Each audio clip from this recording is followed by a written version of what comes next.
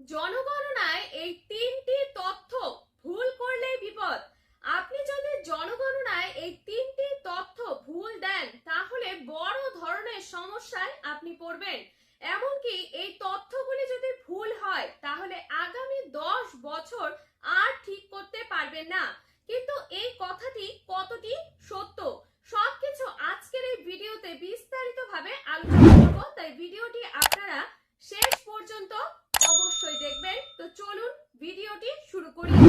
প্রথমেই বলে রাখি যে আপনারা অনেকেই হয়তো শুনছেন যে জনগণনায় কিছু কিছু তথ্য যদি ভুল হয়ে যায় তাহলে আগামী 10 বছর আর ঠিক করা যাবে না।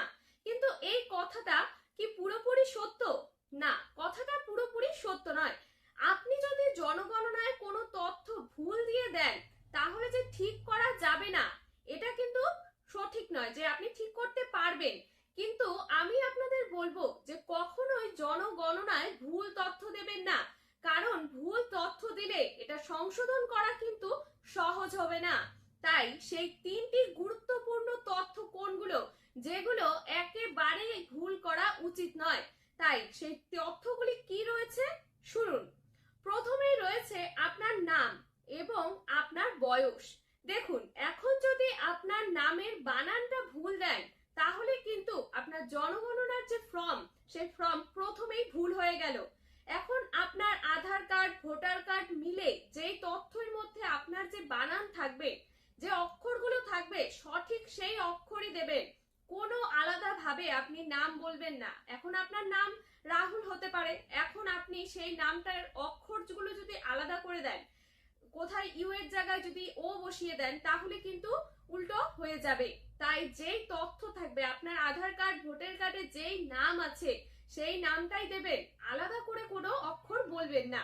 তাই আপনাদেরকে বলবো যে সঠিক যে তথ্য থাকবে Aadhaar card voter card PAN card এই তথ্যগুলো দেখে দেখে সঠিক উত্তর দেবেন। এরপর রয়েছে বয়স। এখন আপনারা অনেকেই রয়েছেন যে বয়সটা দেখলেন না, আপনারা আন্দাজে বলে দিলেন। এখন যদি আপনার বয়স মনে করেন 42, এখন আপনি আন্দাজে বললেন যে আমার বয়স হয়তো 43, তাহলে কিন্তু ভুল হবে। আপনাদের ডকুমেন্টসে যেই বয়সটা থাকবে, যে জন্ম তারিখটা থাকবে সেই তারিখটাই দেবেন। বয়স কিন্তু আন্দাজে বলবেন না, পরবর্তী সময়ে কিন্তু আপনি বিপদে পড়তে পারেন, কারণ সরকারি এই তথ্য কিন্তু সংশোধন করে রেখে দেবে। দ্বিতীয়ত রয়েছে আপনার ঠিকানা। এখন দেখুন, অনেকেই কাজের ক্ষেত্রে কিন্তু বাইরে থাকে। বাইরে থাকার কারণে এখন যদি আপনি বলেন যে আমি কয়েক বছর ধরে আমি বাইরেই আছি, তাহলে আমি সেই বাইরে যে জায়গাটা আছে সেই জায়গার তথ্যই দেব। কিন্তু না, এখানে কিন্তু ভুল করবেন না। আপনাদের ডকুমেন্টসে যে অ্যাড্রেস থাকবে সেই অ্যাড্রেসই আপনাকে দিতে হবে। আপনার আধার কার্ড ভোটার কার্ডে যে অ্যাড্রেস আছে সেই অ্যাড্রেসই দেবেন। এক্সট্রা করে নিচে আবার বানিয়ে আলাদা অ্যাড্রেস দিতে যাবেন না যে আমি এখানে থাকি, আমার সেই তথ্য হিসেবে আমি এই জায়গারই দেব। এটা কিন্তু কখনোই করবেন না। আপনার ডকুমেন্টসে যা থাকবে তাই দেবেন। এরপর রয়েছে তৃতীয়ত রয়েছে আপনার পেশা, শিক্ষাগত যোগ্যতা এবং পরিবারের সদস্য সংখ্যা। দেখুন, আপনার পরিবারে কতজন সদস্য রয়েছে সেই তথ্য আপনি জানবেন। তাহলে এটা তো গণনা কর্মীরা যখন আসবে সার্ভে করবে আপনি নিজে বা ওনারা আন্দাজ করে লিখে নেবে তা কিন্তু হবে না। আপনি সঠিক তথ্যটা দেবেন, ওনারা সেটাই লিখবে। এরপর রয়েছে শিক্ষাগত যোগ্যতা। দেখুন, এখন আপনার শিক্ষাগত যোগ্যতা কম হোক বা বেশি, আপনি কিন্তু আপনার শিক্ষাগত যোগ্যতা যা আছে সেটাই বলবেন। এক্সট্রা করে বলবেন না যে হ্যাঁ আমি আরেকটু বেশি পড়াশোনা করেছি বা আমার পড়াশোনা আমার চাকরি আছে, এক্সট্রা করে কিচ্ছু বলতে যাবেন না। আপনি এখন পেশা, আপনি যেই পেশাতেই আছেন না কেন, যে কাজটাই আপনি করেন না কেন সেই কাজটার কথাই বলবেন। ঠিক আছে? আপনারা এক্সট্রা করে বলবেন না যে না আমি এই ভালো কাজটা করি। সব কাজই সমান, তাই আপনাদের বলবো আপনাদের পেশা যেটা হয় সেই পেশার কথাই বলবেন। এক্সট্রা করে আলাদা ভাবে আপনারা আবার অন্য পেশা বলতে যাবেন না। শিক্ষাগত যোগ্যতার কথাও সেম, আপনারা শিক্ষাগত যোগ্যতা যা থাকবে সেটাই বলবেন। এরপর রয়েছে আপনার পরিবারের সদস্য সংখ্যা এবং তাদের সাথে আপনার কি সম্পর্ক। দেখুন, আপনার বাড়িতে অনেক সদস্য থাকবে, অনেক ফ্যামিলি যৌথ পরিবার থাকে, তাদের মধ্যে যে সদস্য সংখ্যা সঠিকভাবে বলবেন এবং তাদের সাথে আপনার কি সম্পর্ক রয়েছে সেই তথ্যগুলোও সঠিকভাবে দেবেন, কারণ সরকার এই তথ্যগুলো সংশোধন করে রাখবে সরকারি তথ্যের মধ্যে। তাই আপনাদের বারবার বলবো এই তথ্যগুলো কিন্তু ভুল করবেন না। এরপর রয়েছে যে আপনারা তো অনেকেই শুনছেন যে জনগণনায় যদি কোনো ভুল তথ্য দিয়ে ফেলেন বা দেবেন, এখনো যারা ফর্ম ফিল আপ করেনি, ভুল হয়ে যেতে পারে, তাহলে সেই তথ্যগুলোকে আর ঠিক করা যাবে না, 10 বছর এভাবেই থাকবে। না, কথাটা কিন্তু পুরোপুরি সত্যি নয়, কিছুটা সত্যি, পুরোপুরি নয়।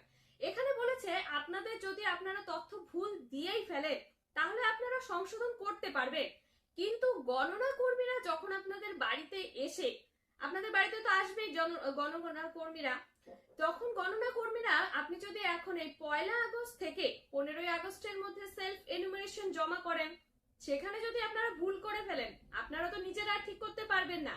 আপনাদের কি করতে হবে, যখন গণনা কর্মীরা আপনাদের বাড়িতে আসবে তখন তাদেরকে দিয়ে সেই তথ্যগুলি সঠিক করে নিতে পারবেন। আর দ্বিতীয়ত, এখন যদি আপনার সেলফ এনুমারেশন জমা না করেন, যে যারা বলছেন যে আমি করব না, আমার বাড়িতে এসে যখন গণনা কর্মীরা করবে আমি তখনই সেই তথ্যগুলি দেব, হ্যাঁ, আপনারা যদি না পারেন ফর্ম ফিল আপ করতে বা কোনো সমস্যা হয়, তাহলে আমিও বলবো যে আপনাদের বাড়িতে যখন গণনা কর্মীরা এসে তথ্য সংগ্রহ করবে তখনই তাদেরকে সঠিক তথ্যগুলো দেবেন। তাই এবার হচ্ছে যে 10 বছর ঠিক করা যাবে না, কথাটা কিন্তু সঠিক নয়। আপনারা ঠিক করতে পারবেন গণনা কর্মীদের সাহায্যে, তাদেরকে বলে আপনারা সঠিক করে নেবেন। কিন্তু সব থেকে একটা গুরুত্বপূর্ণ কথা এটাই যে আপনাদের যে তথ্যগুলোর কথা বললাম সেই তথ্যগুলো অবশ্যই সঠিকভাবে দেবেন, আন্দাজে ভুল করে কিন্তু দেবেনই না। বিশেষ করে আপনার নাম, আপনার জন্ম তারিখ, পরিবারের সদস্য সংখ্যা, এমনকি আপনার যে শিক্ষাগত যোগ্যতা, পেশা, এমনকি ঠিকানা, এই তথ্যগুলি কিন্তু মোটেও ভুল করবেন না, এগুলো অবশ্যই সঠিকভাবে দেবেন। আপনাদের যদি অসুবিধা হয়, আপনাদের নিজেদের তথ্য রয়েছে, সেই তথ্য দেখে সঠিকভাবে গণনা কর্মীদের বলবেন। এরপর রয়েছে যে আপনাদের বাড়িতে যখন গণনা কর্মীরা আসবে তাদেরকে তো আপনি এই তথ্যগুলো দেবেন এবং সহযোগিতা করবেন। এই বিষয় নিয়ে যদি আপনাদের মনে আরো কোনো প্রশ্ন থাকে তাহলে অবশ্যই আমাকে কমেন্ট করতে পারেন। আর আপনারা যদি এমনই গুরুত্বপূর্ণ সরকারি আপডেট সবার আগে পেতে চান তাহলে আমাদের এই চ্যানেলটি অবশ্যই সাবস্ক্রাইব করবেন। আর ভিডিওটি যদি আপনাদের ভালো লেগে থাকে তাহলে লাইক, কমেন্ট, শেয়ার করবেন। ধন্যবাদ, ভালো থাকবেন, সুস্থ থাকবেন, দেখা